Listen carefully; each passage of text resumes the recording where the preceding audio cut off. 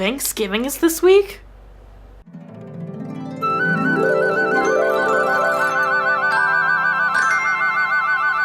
Welcome back to Every Disney Movie Ever. My name is Jess and I'm watching Every Disney Movie Ever. Today I'm going to talk about Return to Oz. Return to Oz is a 1985 theatrical release directed by Walter Murch, with cinematography by David Watkin, editing by Leslie Hodgson, music by David Shire, and it's written by Gill, Denis, and Walter Murch, based off books called The Marvelous Land of Oz and Ozma of Oz by L. Frank Baum. Walter Murch is much more famous for editing and sound design. I was actually quite shocked to find out he had directed something, because you learn about Walter Murch in film school as an editor and sound designer. That's how famous he is. Apocalypse Now, Godfather Part 2, Talented Mr. Ripley, English Patient. Name a famous movie, he probably did some kind of editing or sound work on it. David Watkin is best known for Out of Africa, Chariots of Fire, Memphis Belle, and Moonstruck. Leslie Hodgson is much more well known for sound work on things such as The Jewel of the Nile, Apocalypse Now, and The Man Who Would Be King. David Shire is best known for Zodiac, Short Circuit, Saturday Night Fever, and 2010, The Year We Made Contact. Gill Denis is best known for Walk the Line, Without Evidence, On My Own, and Eraserhead. The film stars Fairuza, Balk, Nicol, Williamson, Jean, Marsh, Sean, Barrett, Denis, Bryer, Brian, Henson, and Lyle, Conway. Fairuza Balk plays Dorothy, and she's best known for The Craft, Almost Famous, American History X, and Waterboy. Nicol Williamson plays Dr. JB, as well as the Gnome King, and he's best known for Excalibur, Spawn, The 7% Solution, and The Cheap Detective. Jean Marsh plays Nurse Wilson, as well as Princess Mombi, and she's best known for Willow, Frenzy, Upstairs Downstairs, and The Changeling. Sean Barrett plays TikTok's voice, and he's best known for The Dark Crystal and War and Peace. Denise Bryer plays Belina's voice, and she's best known for The Labyrinth, Terra Hawks, and The 12 Tasks of Asterix. Brian Henson plays Jack Pumpkinhead's voice, and he's best known for Everything Muppets and Labyrinth. Lyle Conway plays Gump's voice, and he's best known for Little Shop of Horrors, Blade, Deep Rising, and The Blob. Funnily enough, Walt Disney wanted to make an Oz film right after he finished Snow White and the Seven Dwarfs, but MGM had the rights at the moment and greenlit The Wizard of Oz because of the success of Snow White. Oh, the irony. And then in 1954, the rights became available for purchase again, and Disney purchased them and started work on a film called Rainbow Road to Oz, but it was never even brought to full development and production. And then in 1980, they were 4 years from the rights going to public domain, so they really wanted to make a film out of it, and Walter Murch had been having a discussion with them, and they were like, well, if you were interested in doing any kind of story, what would it be? And Walter Murch said he wanted to go back to the land of Oz, like the West of Oz. And they were like, wow, how lucky, because we have the rights to that. So Return to Oz was born. In 1984, the rights did go back to public domain. Murch took a much darker take on the tale than the original Wizard of Oz in 1939, and that is very evident in the film. We will discuss it later. He also, early on in production, fell behind schedule majorly and was fired. But directors like George Lucas and Francis Ford Coppola and Steven Spielberg vouched for Murch, and George Lucas even said, if he falls behind schedule again, I will direct your movie.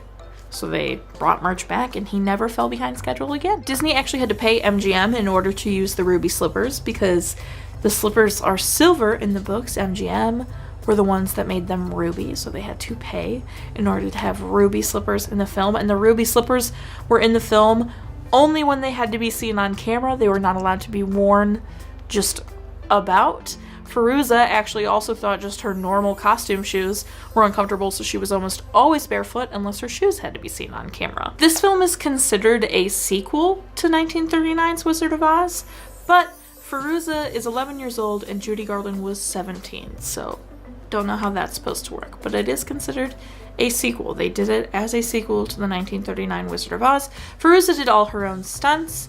This movie was in the Guinness Book of World Records for being the longest time between the first and the sequel, like the second movie, like the longest spans of time in between the original and the sequel.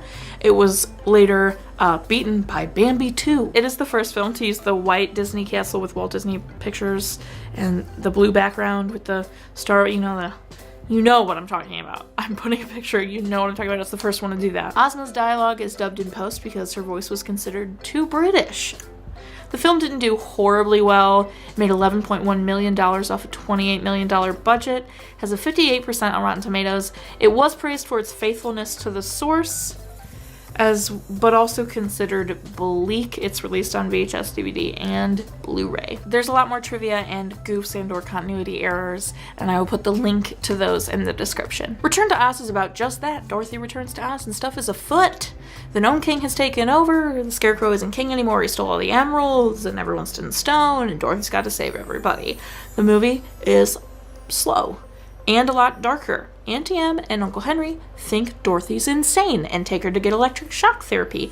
A choice I thought was very interesting and that I greatly approve of and loved was to have the same actor play the doctor and the nurse as playing the Gnome King and the princess. So the evil person is the same in both Oz and in the real world. I thought that was really, really interesting. They do the same thing in the live action Peter Pan with Jeremy Sumpter. Jason Isaacs is both Mr. Darling and Captain Hook. I thought that was such a great choice, and it just adds so much.